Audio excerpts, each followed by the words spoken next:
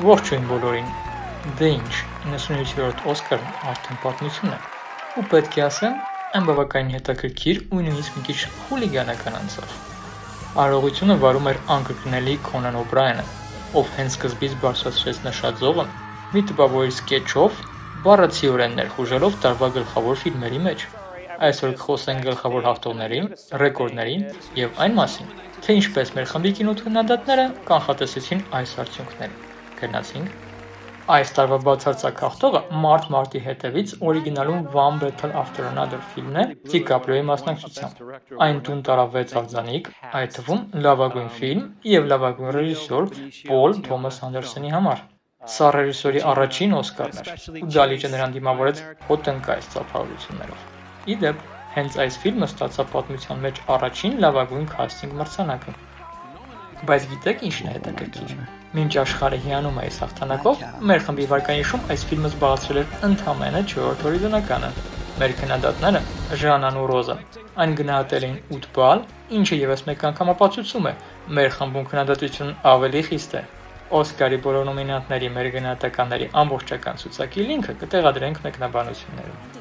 Այժմ անցնենք ամենասպասված հատվածին։ Ռայան Կուգլերի «Մեղսավորները» Sinners ֆիլմը պատմություն կերտեց ռեկորդային 16 նոմինացիայով։ Մեզ համար առանձնակի պարտություն էր, որ ֆիլմի պրոդյուսերը մեր հայրենակից Սև Նոհանյանն է։ Հաշվի առնելով նրա հաջողությունների մասշտաբը, մենք արդեն իսկ աշխատում ենք նրա մասին առանձին ու մեծ սյուժեի վրա, որը շատ շուտով կներկայացնենք ձեզ։ Հենց այս ֆիլմի շնորհիվ Օթոն Դյուրատ Արկապոն դարձավ պատմության մեջ առաջին կինը, ով ստացավ լավագույն օպերատորական աշխատանք մրցանակը։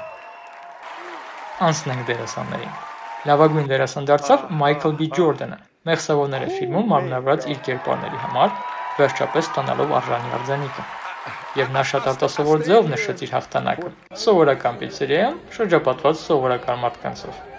Իսկ լավագույն դերասանուհի ճանաչվեց մեր ֆավորիտ Ջեսի Բաքլին, ինչին մենք շատ սպասում էինք, քանի որ մեր աղջիկները Համլետ ֆիլմին տվել էին ռեկորդային 9.7 բալ։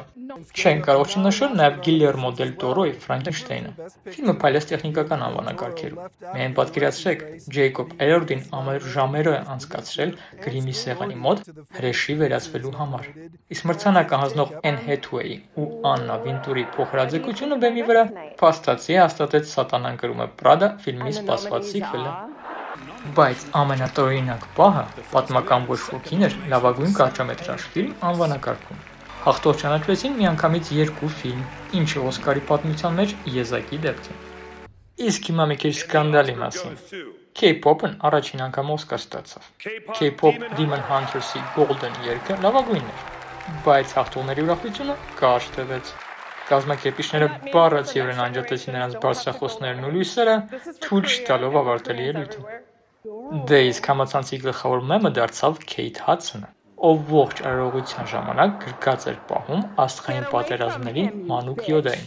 Այս պահն արդեն հասցրել է դառնալ բազմաթիվ մեմերի աղբյուր ինտերնետում։ Եվ դժվար է ասել, Յոդան էր ավելի երջանիկ, թե Քեյթը։ Դե ինչ, սա իսկապես հագեցած Օսկար էր։ Պոլ Թոմաս Անդերսոնը արարողությունն ավարտեց բոլորին մարտինի խմելու հրավիրելով, իսկ մենք շարունակելու ենք քննարկել արդյունքները մեր խմբում։ Կարդացեք մեր քննադատների ամբողջական տեսությունները, հղումները կգտնեք նկարագրության մեջ։ Իսկ դուք համաձայն եք հաղթողների հետ։ Գրեք ձեր կարծիքը մեկնաբանություններում։ Կհանդիպենք կինո ասենք։